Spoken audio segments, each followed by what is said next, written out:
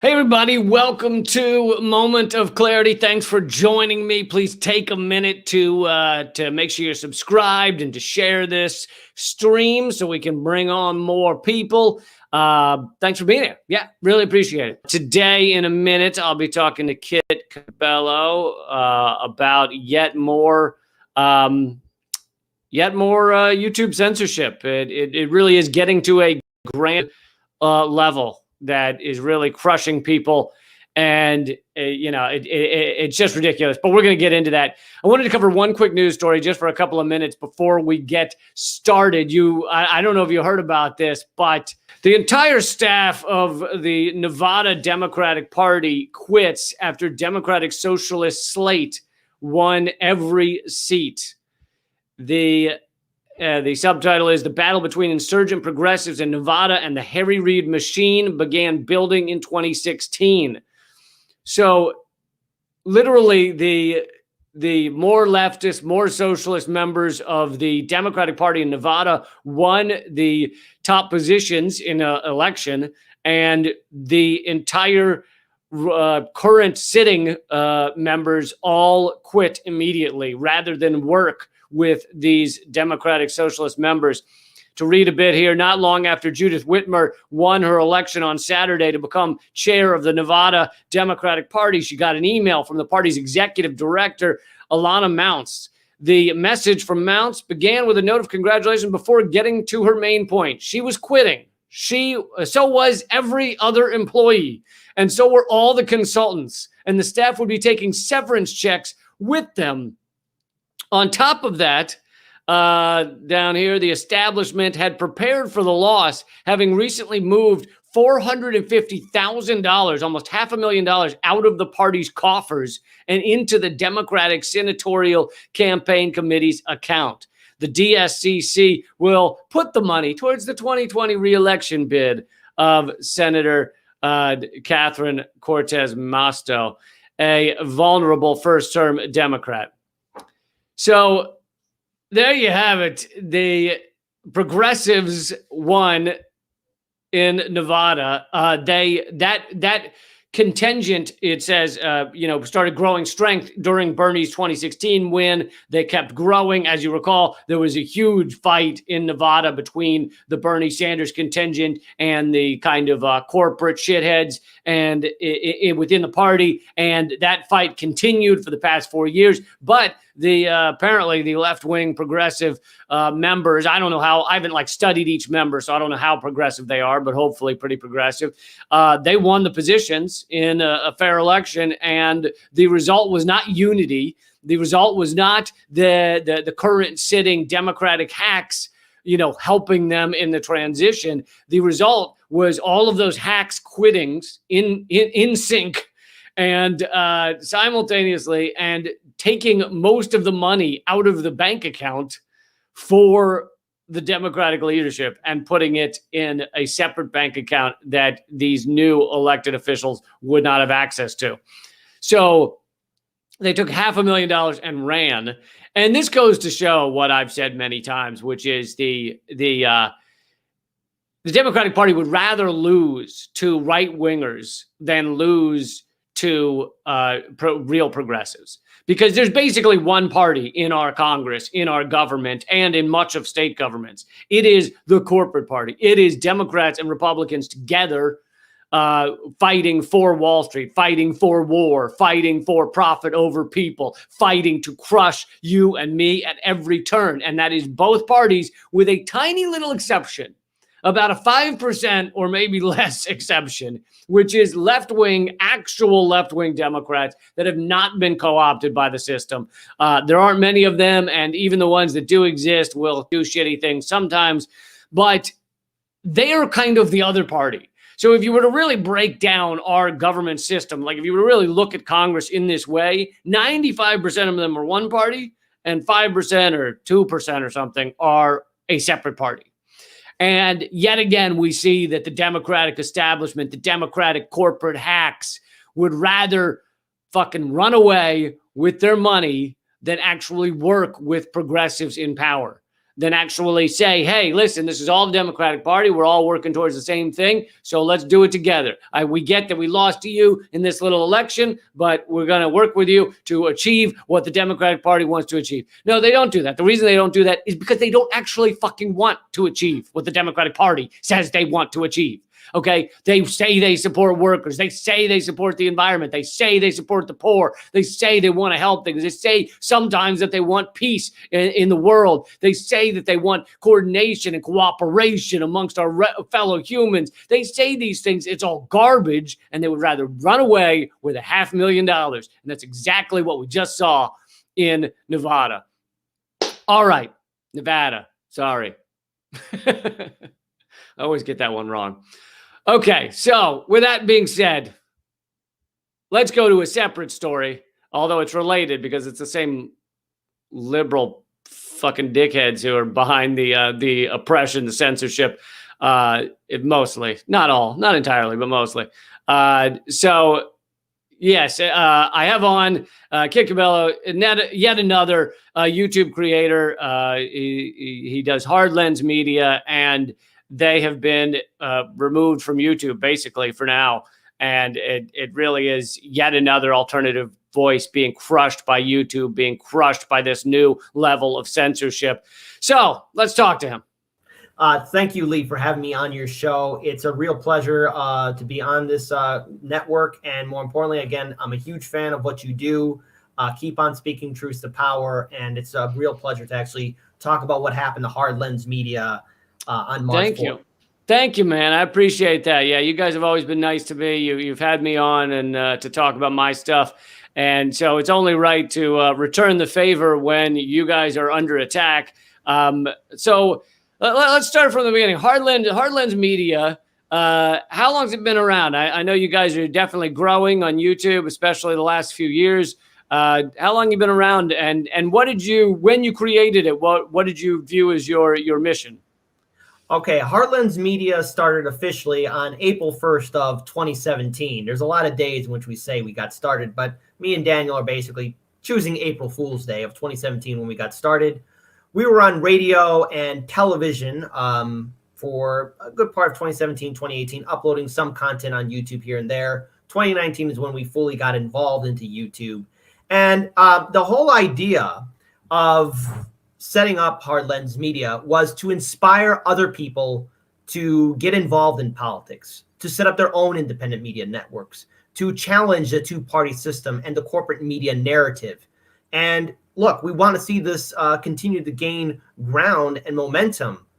And, you know, we were shadow banned on March 20, between March 2020 and September of 2020, where all of our content was demonetized and people were being unsubscribed from our channel. That's a different story altogether. But thankfully, after September, we kind of got our channel back. We were growing. And you, in order, just to hold on one second, in order to get your channel back, you had to, you know, appeal to YouTube, but also did you have to take certain content down, or how did that work? What we did during that first shadow ban, not what we're dealing with now, is we set up a backup channel. We kept all of our content up. We just think we were just targeted because we were saying, I guess, I don't know, we're talking about certain whistleblowers. We were talking about individuals who... You didn't say the name Assange, did you? Oh, we said Julian Assange. We said Edward Snowden. We talked about that slime ball, Epstein. We talked about the corrupt Democrats, the corrupt Republicans, our corporate media, and that shadow ban really hurt us. But it's our viewers that got us back our channel. And since then, me and Daniel have been very paranoid how we title our videos, what we put on our thumbnails. We've been very careful. And that's why we set up our Rockfin channel to where we put our more controversial stories up, because the censorship is very real. It wasn't too long ago in January where some of our fellow colleagues, Graham Elwood, Nico House, the Convo Couch, and so many others were being censored, demonetized, suspended. And we became extra careful. We thought we were being okay. And look, I hate self-censoring myself. Right, yeah. So just to pause on that for a second, that does, I completely understand why you did it, but that sucks to begin with. It sucks that YouTube has gotten creators to basically, I have to title my videos lighter than I used to. I can't say, can't use words like attack and destroy as much. And I don't, I could still be banned tomorrow. I'm not saying that has solved the problem, but it's sad that, like, even just in titles and in thumbnails and shit, people are having to, create with kid gloves on, as if our humanity isn't up against the wall right now and we've got to reveal the truth, Well, since then, I mean, look, I hate it because that's not journalism. We're being censored. And especially here in the United States, where we pride ourselves on the First Amendment, freedom of speech. As journalists, we have to, if we want to reach out to people, like, hey, this is a story that's happening, we got to title it in the correct way. But now we got to tiptoe on eggshells. And look at what they're doing to journalists. Look at what they're doing to independent media. We're all on the chopping block. Yeah, absolutely. So now let's come up to this latest one. How did this actually come about? And did they, I've heard this from multiple people. I've obviously Graham Elwood, who I co-host my podcast with, is trying to get his channel monetized again. They've had him demonetized for several weeks now. But yours is even beyond demonetization, right? Well, here's our situation, and we found it very odd. I want to first explain what happened on March 4th, because this is when it happened.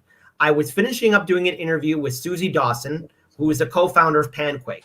It was around the time, once we finished doing this recorded interview, just to let people know, I had Susie on before too, but Panquake is a Twitter competitor that is not even released yet. It's just announced that it's going, when it comes out, it'll be open source. It will not steal your data, all that shit. And Twitter has recently deleted all of their accounts. So anyway, you had her on, yeah. Yeah, we had her on, and here's the thing. We didn't promote anything on our accounts that we were going to be interviewing her. It was a recorded interview, and when we got done, it was about a 30-minute long interview. Our editor, FaZe, informed me and Daniel that he can't upload it. We went to check, and our account was suspended.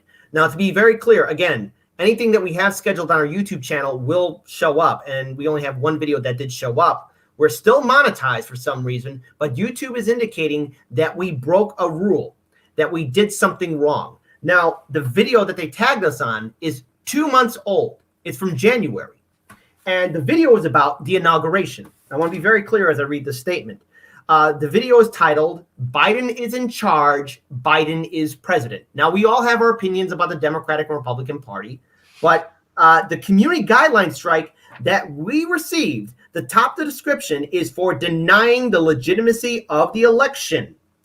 And apparently YouTube's blind attack dog seemed to have went after us. Now, we never said that Biden was not the legitimate president. We never said that, there was some sort of fraudulent behavior. Now, do we need election integrity? The answer is yes. I mean, the United States doesn't have election integrity. We never have. But we never denied Biden being the 46th president of the United States. Then YouTube, and you can check this out on Twitter, YouTube then also said that we are scamming, doing deceptive practices. And if this is a direct challenge to you, Lee, you can look at all of our 4.5 years of content. Not once have we ever sold anything, scammed anyone, or did anything of the like. We have been on point and covering our stories, interviewing our guests, and we've never done anything like this. And this suspension has basically been a direct hit to the work that we do at our studio and so much more. We can't upload new content, and this is devastating for any YouTube content creator. And I'm very concerned about the future of Hardlens Media on YouTube. And so is there's some sort of appeal process? Is that right? We are doing the appeal process, but, here's the thing. YouTube needs to hire people, not robots, or trust in their algorithm. How many content creators, how many of our fellow colleagues are still waiting? Graham Elwood should not be waiting. All of his content has been on point, and he has an opinion, and he has all the right to share his opinion, just like any other independent media outlet, be they progressive or libertarian. I'm for freedom of speech. No one should be censored like this. We haven't heard anything from YouTube, but thankfully, you and so many other wonderful people have actually been retweeting at YouTube or calling them out. And we're asking people to, and I say this with a grain of salt, politely tell Team YouTube on Twitter to remove our suspension and strike. Because I know for one thing, even after that January interview or video that we covered on the inauguration, we've acknowledged that Biden is president. We've said that he is president. And yes, we're going to be critical of them, but we never denied it. YouTube has made a mistake, and they need to rectify it immediately. Yeah, I mean, the tough thing is to really prove that this was a mistake and not a concerted effort by them, because all of the signs are pointing to this being some sort of concerted effort. I mean, between the attacks on Susie Dawson and Panquake and Ford Fisher, who doesn't even put any commentary in his stuff. He just films it and puts it out, and CNN uses his footage. I mean, a lot of the mainstream media uses his footage, but then YouTube comes after him to take it down or tears it down. I mean, it really has gotten to a ridiculous level. I know so many creators that just feel like they can't, that it's impossible to do anything on YouTube that's not just standard corporate fucking vapid drivel. We're all going to be making cat videos. They're just going to be dancing around the screen because that's all we're allowed to do soon. So I know you've been, it may be not enough, but I know you've been trying to build up alternative platforms. I've have a lot of us. I have a Rockfin page. You have a Rockfin page if you want to tell people to go to that as well. But, I'm sure you would agree that it's not enough to just create a Rockfin page, because YouTube is so huge that, they take away your YouTube. It's starting from scratch. All the work's gone that you've put in, Yeah, and look, again, I want to apologize in advance if I'm seem a little angry. I'm trying to calm down, because this is 4.5 years of work that me and Daniel put in.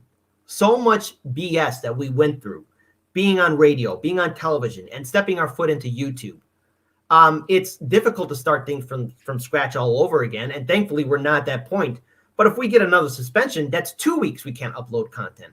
And the third time this happens, we're gone. We're Thanos snapped out. And the thing is, it's ever since January 6th, there's been this super fast rush to censor people. First, they went after conservatives. And look, I didn't like that Donald Trump was removed from Twitter. I mean, it's a dumb idea. You think him and his 75+ million volunteers and supporters will disappear overnight? The answer is no. And then what happened then? They went after progressives and independent journalists, because people want to return back to the neoliberal normal. But yet it's this neoliberal normal that gave us Trump in the first place. Yeah. And it, covering it up and continuing to behave the same way with this neoliberal garbage will create another Trump, or, a much worse Trump will bubble up in the years to come if they don't address the core causes of what is destroying so many lives in this country. So yeah, what's your plan from here? Well, our plan is still to appeal this decision that YouTube has made. We want to remove the suspension. We've been trying very hard. Daniel has been working on the side to reach out to Team YouTube.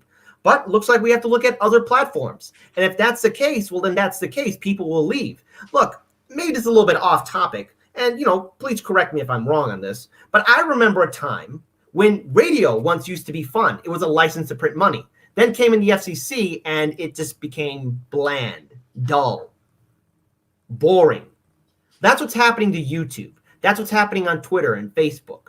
And we're seeing, again, not just independent media, but let's look at that article from the New York Post about Hunter Biden, or that other article from The Gray Zone, where, again, Twitter and Facebook said, oh, no, these articles, they're not right. Anyone who's sharing them, this is misinformation.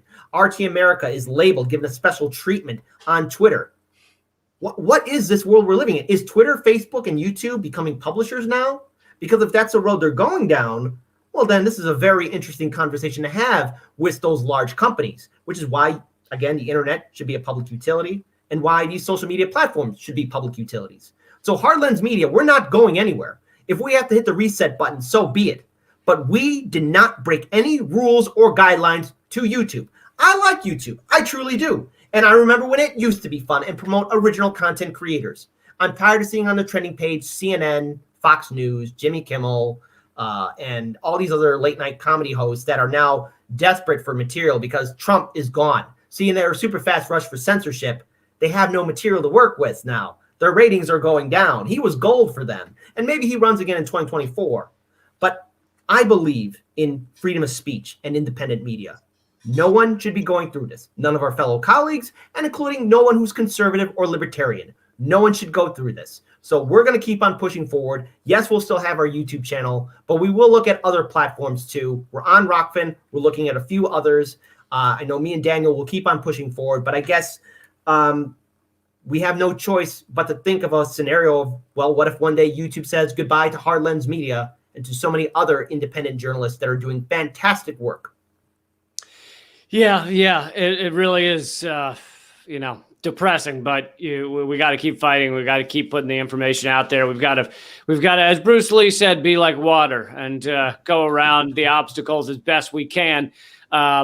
I prefer be like zombies. If you ever see like a group of zombies all running in one direction, the running zombies, not the slow zombies, the like training in the off season zombies. If you see them all running in one direction and something gets in their way, they just kind of funnel around it. So we got to be like that, going around the obstacles.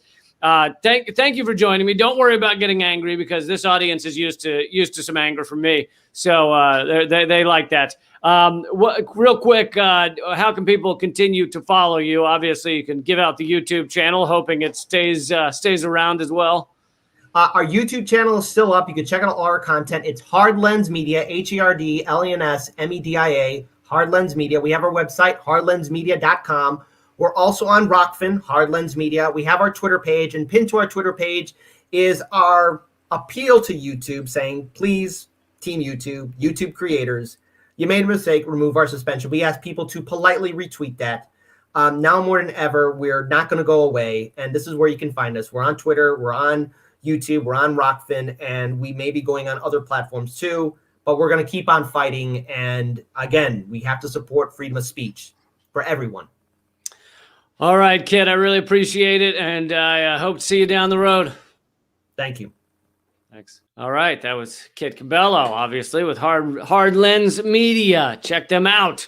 But, as he was saying, and as you guys know, this is they are one of many that have seen this suppression, oppression, whether it's demonetizing, whether it's ridiculous strikes against channels claiming they had done something wrong, whether it's, making it difficult to upload. And then you have full-on attacks like they've done against Susie Dawson and Panquake.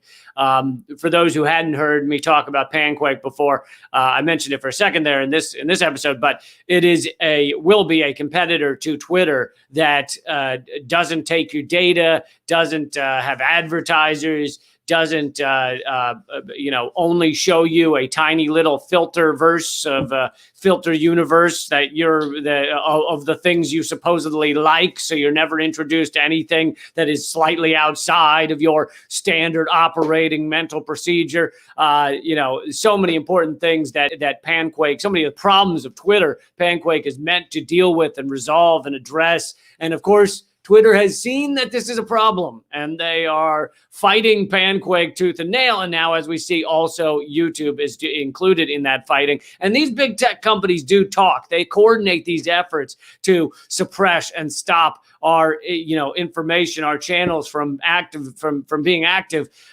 We saw that with there were 800 pages on Facebook that were deleted on the same day. This is going on, a year, 2 years ago, but it included things like Police the Police, Free Thought Project, Anti-Media, Antiwar.com. And they all disappeared on one day. And many of the editors of those channels were also suspended or banned on Twitter simultaneously. So they couldn't tweet about how they had been banned on Facebook, meaning there was a coordinated attack between Facebook and Twitter. These big tech companies that control, 90 whatever % of the information online that we're taking in, they do talk and they do coordinate and they do conspire. So that's not a theory. This is proven that they go after the editors of these channels at the same time because they don't want those of us who have been banned or suppressed or stopped to create a ruckus on the other channels. So, as he was talking about, Panquake has their four Twitter accounts all suspended simultaneously. And then Susie tries to go on his show, Hard Lens Media, and they can't get their video uploaded. So that seems very coordinated as well. But anyway, guys, if anyone donated, all of the proceeds are going to help out people in need. We give all the details about that on our weekend live stream, so keep an ear out for that. If you want to find out when those live streams are, they're usually Sunday at 7 p.m., but they move around a little. So you join our email list, text the word redacted to 33777. Also, if you want to support the podcast Common Censored, that's at liberapay.com/Lee Camp. That's liberapay.com/Lee Camp. We switched to that after Patreon completely fucked us, destroyed our membership just a week ago. So we've created that. But anyway, thank you guys so much for joining. I do these every single weekday, except sometimes. And this week is one of those sometimes because I am moving apartments and it is fucking chaos and it's hard to get everything together. So we'll see. I should have at least, hopefully one more video for you this week. And of course, Redacted Tonight comes out on Friday. So you got that coming your way. That's at youtube.com/redacted tonight, but it's all at leecamp.com. Thank you so much for joining me and keep fighting.